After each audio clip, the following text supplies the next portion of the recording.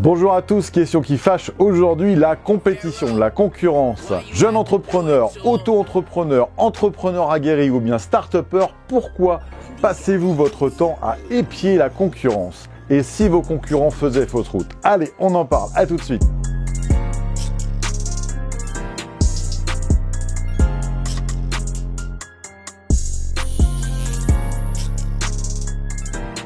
Bienvenue à tous dans cette nouvelle vidéo où je voulais qu'on consacre ensemble du temps pour réfléchir au temps en fait qu'on passe à faire de la veille concurrentielle par rapport à la valeur ajoutée que ça peut amener à son propre business. Pour échanger, n'oubliez pas, vous pouvez commenter ci-dessous et aussi sur Instagram et sur Facebook. N'hésitez pas, je vous y répondrai et on pourra échanger, discuter, partager nos points de vue et nos retours d'expérience. Alors reparlons du sujet, la concurrence et surtout le temps qu'on consacre à la veille concurrentielle. La question qui fâche, la question qui tâche, j'allais dire, pourquoi perdez-vous autant de temps à épier les moindres faits et gestes de vos concurrents si c'est le cas? Si c'est pas le cas, next. Si c'est le cas, on en parle, réfléchissez, brainstormez. Est-ce que le temps consacré et est-ce que la modification de votre stratégie d'origine, c'est pas trop dangereux? Parce que si vos concurrents se trompent de route, vous allez vous prendre un gadin, vous allez vous prendre un mur.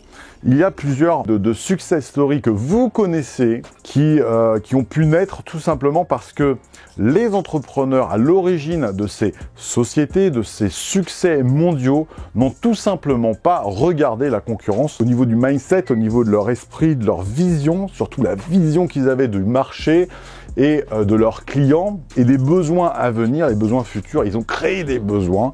Vous connaissez bien entendu les success stories, notamment prenons un exemple tout simple, l'iPod, l'iPhone, tous ces nouvelles révolutions et évolutions. Steve Jobs n'a pas attendu, n'a pas regardé les concurrents, mais il a créé le marché tout simplement.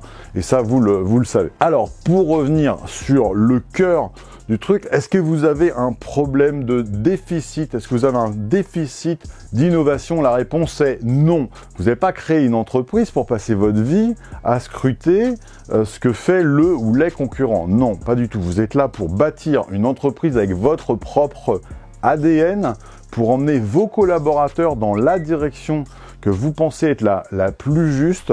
C'est vous le capitaine, c'est vous qui avez la vision avec vos collaborateurs, le cap vers le succès pour votre entreprise. Donc à vous de bâtir tout simplement l'ADN du succès de votre entreprise. Alors un point très important, pour ceux qui ne connaissent pas, je vous le recite, la citation de Lavoisier qui dit tout simplement « Rien ne se perd, rien ne se crée, tout se transforme ». Et cette célèbre citation a un intérêt parce qu'en fait ça pourrait vous permettre tout simplement de faire de l'innovation par les produits, de l'innovation par les services, mais sans copier. Et il y a quand même une sacrée différence entre s'inspirer et copier.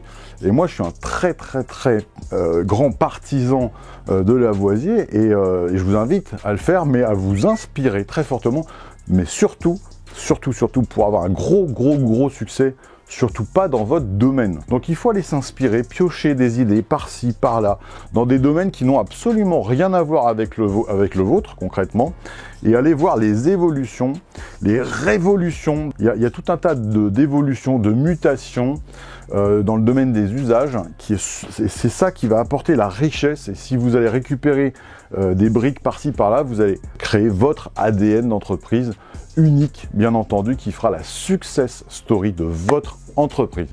On écoute son marché, on écoute ses prospects, on écoute ses clients, on écoute bien entendu ses collaborateurs, et tout ça en fait qu'il faut absolument que vous soyez authentique. La clé, elle est là.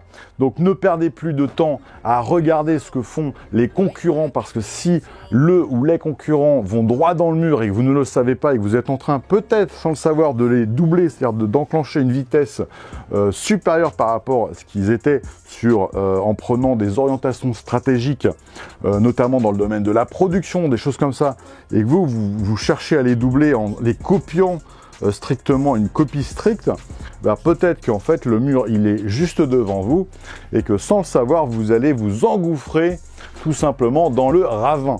Think, on repense tout ça, faites une petite pause, réfléchissez bien sur la notion de veille concurrentielle, puisqu'il s'agit de ça, la veille concurrentielle a du bon, mais allez aussi faire de la veille concurrentielle, ou plutôt de la veille tout court sur les nouveaux usages, les évolutions, les révolutions dans les domaines très très larges qui sont en dehors de votre périmètre natif, et créer une longueur d'avance ou des longueurs d'avance par rapport à vos concurrents. Et c'est vos concurrents qui vous regarderont, puisque vos concurrents, à partir de ce moment-là, eux ne le savent pas, mais ils vont perdre beaucoup de temps à vous regarder, et pendant qu'ils perdent du temps à vous regarder, vous tracez votre route, et ça c'est très important.